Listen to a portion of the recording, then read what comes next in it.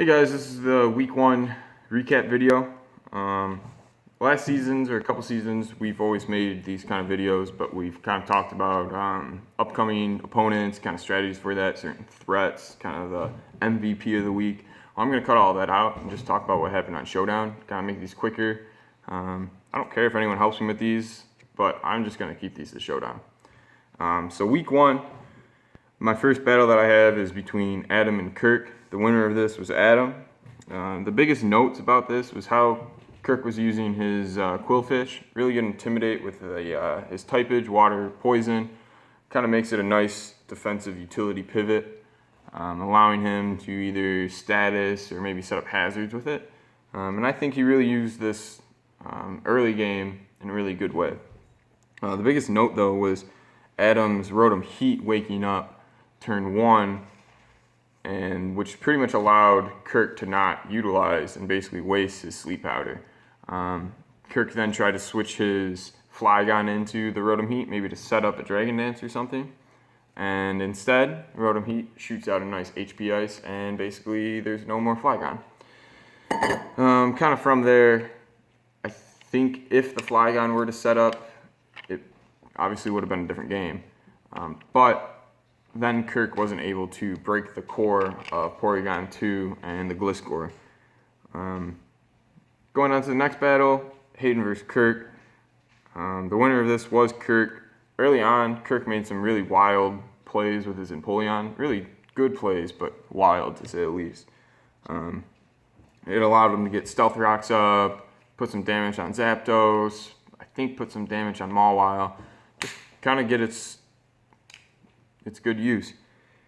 Another really good play by Kirk this game was the pursuit on Mismagius. I think the way Hayden was playing Mismagius, it was Scarfed maybe, or at least choiced. And I think Kirk knew that. If he didn't, this was a wild play. But he then just pursuits Mismagius on the switch and kills it, which basically pretty much opened up and almost kind of secured the win for him. The next battle was Hayden versus Trevor. The winner of this was Hayden. The biggest plays that kept coming on was every time Escavalier came out to the field, I think it clicked knockoff. And not having the items big enough, but having a Ditto without an item that was its choice Scarf kind of makes it worthless. Not worthless, but makes it a 50-50. So do you want to risk the speed tie and basically lose your Ditto or not? When I was watching this, I thought Darmanitan was choice scarfed, but as you maybe read the chat at the end, you find out that it wasn't, and this battle actually ends up being a lot closer than it was because of that. I didn't notice that when I first watched it, but if Darmanitan may have been choice scarfed, I think it runs through Trevor's team late game because of rocks. Trevor did some nice things to try to get rocks off, but Hayden pretty much denied it with his Palo-Sand, and I think that was the biggest thing, was just keep forcing rocks on the field against Trevor. Next, my battle with Trevor. I was the winner of this one. The biggest thing was Cofagrigus kind of just said no, and that's pretty much all I had to say. Next was Blake versus Zach. The Grass Knot tech on the Swampert was really nice. Zach definitely saw that your team's weak to Stealth Rocks greatly. Instantly turn one, sends out Swampert to set Stealth Rocks, gets hit by the Grass Knot. I think loses like 80 something, maybe 90% near. Instead, Zach could have maybe just Earthquake knocked out the Infernape maybe, or I don't know. You gotta get those Stealth Rocks up. Anyways, kind of a quick tip for everyone, because this battle was the biggest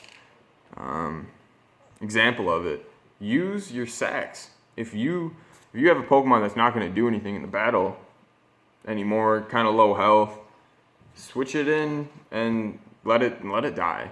Versus having your Florges instantly die to the Gengar Sludge Wave. You could have sacked your Swampert and maybe had the Florges in a later game. That's kind of my only advice.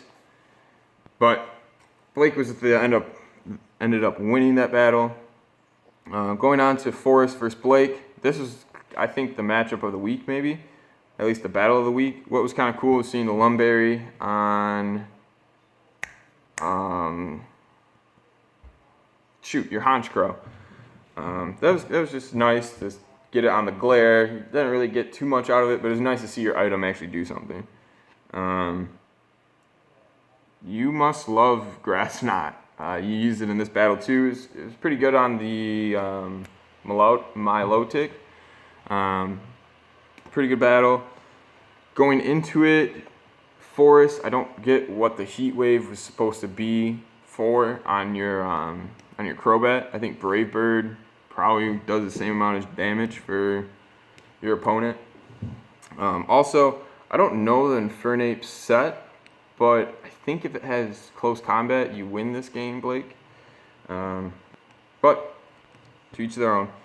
The battle between Forrest and myself, I ended up winning. I knew that Forrest has trouble with hazards. I'm just gonna say that. I was really shocked though that the Savali lived. As if you watch the battle, you see in the chat that I was mad that I didn't 6-0 Forrest like I did Trevor. But I was shocked that the Savali lived. I know I talked a lot of shit on it by draft night, but it lived at a hit and revenge killed, so I guess it was worth it.